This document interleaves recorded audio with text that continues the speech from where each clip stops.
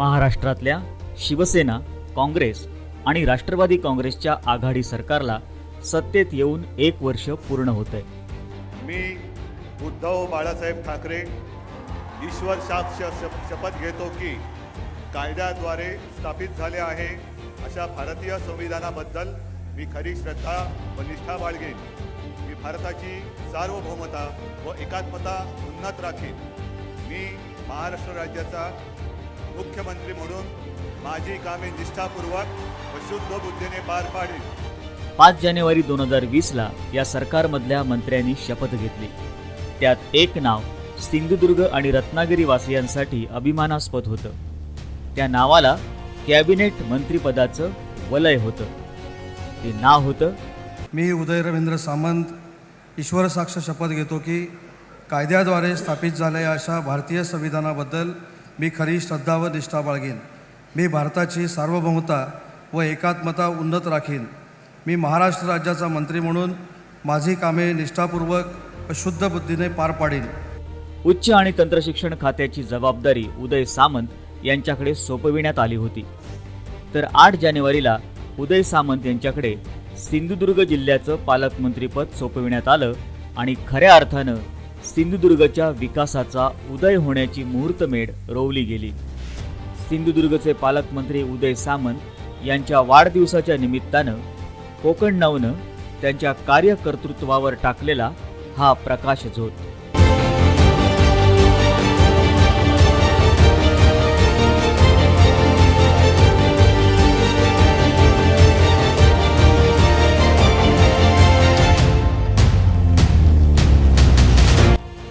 उदय रवींद्र सामंत यांचं घराणं सिंधुदुर्गातलं असलं तरी त्यांची कर्मभूमी मात्र रत्नागिरी। रत्नागिरीच्या राजकारणात उदय सामंत हे नाव नेहमी चर्चेत राहिलं आहे। उदय सामंत यांनी सलग 4थ्या वेळी रत्नागिरी संगमेश्वर विधानसभा मतदारसंघातून विजयाचा गुलाल उधळला। राष्ट्रवादी काँग्रेसमधून 2004 मध्ये बाळ माने यांना आसमान दाखवत त्यांनी पहिल्यांदा विधान भवनात पाऊल ठेवलं। त्यानंतर 2009च्या विधानसभा निवडणुकीत त्यांनी पुन्हा आपला करिश्मा दाखवला आणि ते दुसऱ्यांदा विधिमंडळात दाखल झाले। 2010 ते 2012 या काळात त्यांच्या कामाचा धडाका त्यांना रत्नागिरी जिल्ह्याचे राष्ट्रवादी युवक काँग्रेसचे जिल्हाध्यक्षपद देऊन गेला। 2011 मध्ये ते पहिल्यांदा राज्यमंत्री झालेच, पण त्याचबरोबर रत्नागिरी जिल्ह्याचं पालकमंत्रीपद त्यांना देण्यात आलं। पण 2014 मध्ये राष्ट्रवादी काँग्रेसला रामराम करत त्यांनी शिवबंधन हाती बांधलं। शिवसेना पक्षात प्रवेश केला। ऑक्टोबर 2000 ची ती विधानसभा निवडणूक कोण विसरेल। नवा पक्ष, नवे विरोधक, पण हा पठ्ठ्या लढला, जोरदार मुसंडी मारत विजयाची हॅट्रिक केली आणि सलग तिसऱ्यांदा विधिमंडळात प्रवेश करता झाला। शिवसेनेत त्यांच्या कर्तृत्वाला अधिक झळाळी मिळाली। त्यांच्यातलं नेतृत्व गुण पाहून त्यांना 26 मे 2017 रोजी पुणे जिल्ह्याचं संपर्क प्रमुख पद देण्यात आलं। त्यानंतर 22 एप्रिल 2018 ला ते शिवसेनेचे उपनेते झाले। शिवसेना पक्ष नेतृत्वानं त्यांच्यावर मोठी संघटनात्मक जबाबदारी टाकली होती। उदय सामंत यांच्या यशाचा आलेख चढताच होता। 31 ऑगस्ट 2018 ला त्यांना म्हाडाचं अध्यक्षपद देऊन शिवसेना पक्ष नेतृत्वानं त्यांच्या कर्तृत्वाची पावतीच त्यांना दिली। त्या पदाला न्याय देण्याचंच काम उदय सामंत यांनी केलं। गेल्या वर्षी ऑक्टोबरमध्ये विधानसभा निवडणूक झाली आणि रत्नागिरी संगमेश्वर मतदारसंघातून पुन्हा एकदा सलग 4थ्यांदा उदय सामंत निवडून आले। त्यानंतर सत्ता स्थापनेची अनेक स्थित्यंतर झाल्यावर शिवसेना, काँग्रेस आणि राष्ट्रवादी काँग्रेस या पक्षांचं आघाडी सरकार मुख्यमंत्री उद्धव ठाकरे यांच्या नेतृत्वाखाली स्थापन झालं। त्यात उदय सामंत यांच्याकडे उच्च आणि तंत्रशिक्षण खात्याचा कारभार सोपवण्यात आला आणि त्याचबरोबर सिंधुदुर्ग जिल्ह्याच्या पालकमंत्री पदाची जबाबदारी त्यांच्यावर सोपवण्यात आली। 8 जानेवारी 2020 ला त्यांना पालकमंत्रीपद मिळालं आणि 12 जानेवारीला त्यांनी सिंधुदुर्गचा पहिला दौरा केला। तशी उदय सामंत यांची नाळ सिंधुदुर्गशीच जोडलेली आहे। ते मूळचे सिंधुदुर्ग जिल्ह्यातल्या वेंगुर्ले तालुक्यातले. त्यांचे वडील व्यवसायानिमित्त काही वर्षांपूर्वी रत्नागिरी जिल्ह्यातल्या पाली इथं स्थायिक झाले आणि त्यामुळे उदय सामंत हे रत्नागिरीकर झाले. पण मूळ सिंधुदुर्गवासीय असलेल्या उदय सामंत यांना पालकमंत्रीपद देऊन मुख्यमंत्री उद्धव ठाकरे यांनी त्यांची नाळ पुन्हा सिंधुदुर्गशी प्रस्थापित केली. सिंधुदुर्गचं पालकमंत्रीपद मिळाल्यावर साहजिकच उदय सामंत यांचे सिंधुदुर्गचे दौरे वाढले. सिंधुदुर्गच्या सर्वांगीण विकासाचा जणू त्यांनी ध्यासच घेतला होता. अधिकाऱ्यांसोबत बैठका, त्यात विकासाबाबतच्या चर्चा, झटपट निर्णय यामुळे सिंधुदुर्गच्या प्रशासनात आलेली मरगळ जणू कुठल्या कुठे पळून गेली. त्यातूनच सिंधुदुर्गच्या विकासाचे अनेक निर्णय होऊ लागले. चिपी विमानतळाचा प्रश्न मार्गी लावण्यासाठी त्यांनी राज्य सरकारकडे पाठपुरावा सुरू केला, बैठका घेतल्या. खासदार विनायक राऊत यांच्या बरोबरीनं त्यांचे सुद्धा जोरदार प्रयत्न सुरू झाले. दरम्यान मार्चच्या अखेरीला संपूर्ण देशात कोरोनामुळे टाळेबंदी लागू झाली आणि सर्वांचं एकच ध्येय निश्चित झालं, ते म्हणजे कोरोना संकटाचा सामना करायचा. त्यात सुद्धा जिल्ह्याचे पालकमंत्री म्हणून त्यांनी काम सुरू केलं. आरोग्य यंत्रणेसोबत बैठका घेतल्या. ही साथ कशी आटोक्यात राहील यासाठी उपाययोजनांना मूर्त स्वरूप आणण्यासाठी कंबर कसली. त्यामुळे सुरुवातीच्या काळात सिंधुदुर्गात कोरोनाचा वेग फार कमी होता. दरम्यान मुंबई पुण्यात कोरोनानं उच्छाद मांडायला सुरुवात केली होती. त्यामुळे आपल्या या चाकरमान्यांना गावी आणण्यासाठी उदय सामंत यांनी नियमात राहून प्रयत्न केले. त्यांच्या प्रयत्नातून चाकरमान्यांना आपल्या घरी येता आलं. राज्य सरकारकडून उदय सामंत यांनी ऑक्सिजन प्लांट मंजूर करून आणला. जिल्हा सामान्य रुग्णालयातल्या कोविडच्या रुग्णांना ऑक्सिजनचा अविरत पुरवठा करण्याच्या दृष्टीनं उभारण्यात आलेल्या या ऑक्सिजन प्लांटचं उद्घाटन आरोग्य राज्यमंत्री राजेंद्र पाटील यड्रावकर यांच्या हस्ते झालं. या ऑक्सिजन प्लांटमुळे जिल्हा ऑक्सिजनच्या पुरवठ्याबाबत स्वयंपूर्ण झालाय. जिल्हा सामान्य रुग्णालयात 6 किलोलीटरचा हा ऑक्सिजन प्लांट उभारण्यात आलाय. 72 लाख रुपयांच्या या प्रकल्पामुळे एका वेळी 58 जम्बो सिलेंडर्स जिल्हा सामान्य रुग्णालयात उपलब्ध होणार आहेत. दरम्यान पालकमंत्री उदय सामंत यांनी जिल्हा सामान्य रुग्णालयात नव्यानं सुसज्ज असा ICU विभाग उभारावा, तसंच कुडाळच्या महिला रुग्णालयामध्ये मॉड्युलर ऑपरेशन थिएटर उभारावं यासाठीचे प्रस्ताव संबंधित विभागांनी लवकरात लवकर तयार करून पाठवावेत अशा सूचना दिल्या आहेत. त्या दृष्टीनं सुद्धा काम सुरू झालंय.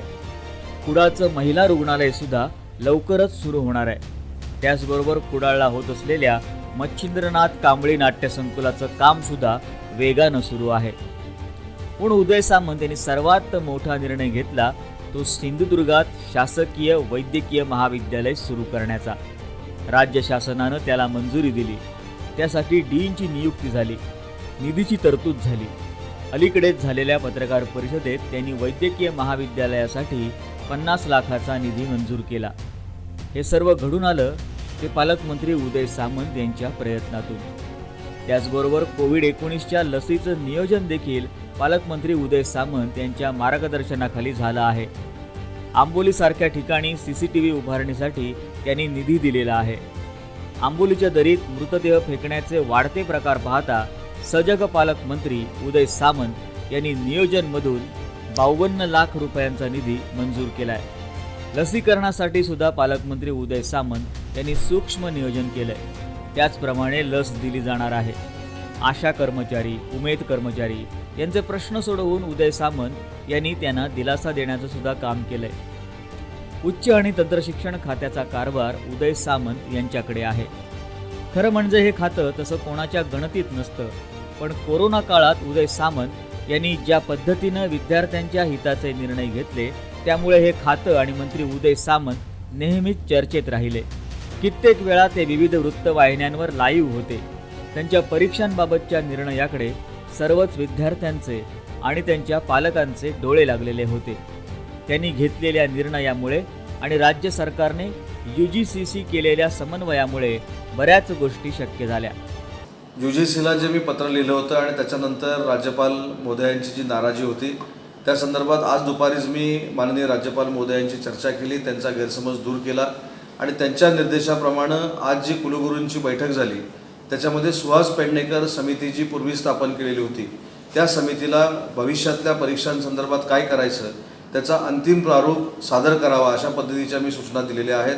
राज्यपाल महोदयांकडे देण्या अगोदर मुख्यमंत्री महोदयांशी देखील सविस्तर चर्चा केली जाईल आणि जसं मी सुरुवातीला सांगितलं होतं तसंच राज्यपाल महोदयांनी सांगितलेलं आहे की महाराष्ट्रातल्या विद्यार्थ्यांचं शैक्षणिक नुकसान होऊ नये यासाठी जे काही हिताचे निर्णय घ्यायचे आहेत त्या पद्धतीनं आपण प्रारूप तयार करावा अशा पद्धतीनं राज्यपाल महोदयांनी सूचना दिलेली आहे.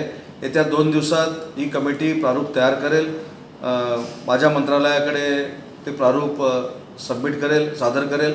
त्याच्यानंतर मी राज्यपाल महोदय आणि मुख्यमंत्र्यांची चर्चा करून भविष्यातला विद्यार्थ्यांचा निर्णय लवकरात लवकर जाहीर करणार.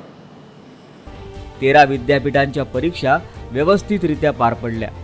ऑनलाईन परीक्षांना विद्यार्थ्यांनी फार चांगला प्रतिसाद दिला. त्यांचं उत्तीर्ण होण्याचं प्रमाण सुद्धा चांगलं होतं. मंत्री उदय सामंत यांनी प्रॅक्टिकलरित्या निर्णय घेतल्यानं विद्यार्थ्यांचं नुकसान झालं नाही. उच्च आणि तंत्रशिक्षण मंत्री उदय सामंत यांनी कोरोना काळात महाविद्यालयीन विद्यार्थ्यांच्या हिताचे काही निर्णय घेतले.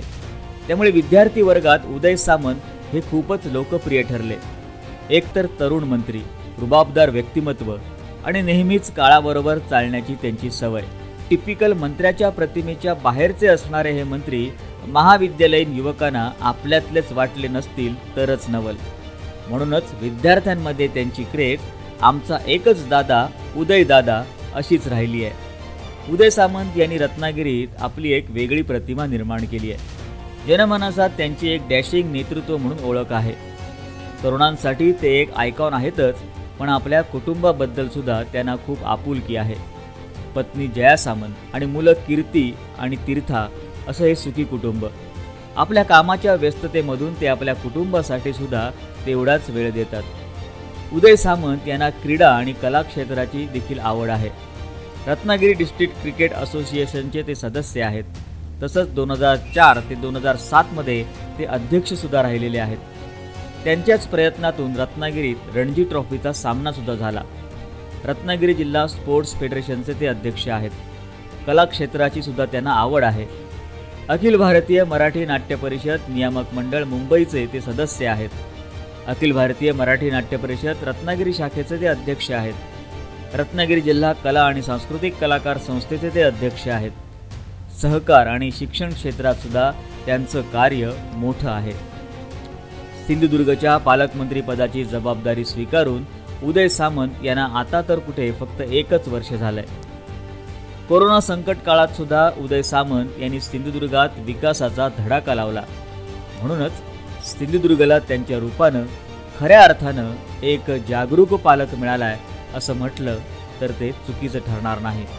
अशा या अष्टपैलू व्यक्तिमत्वाला कोकण नाऊ परिवाराकडून वाढदिवसाच्या उदंड शुभेच्छा.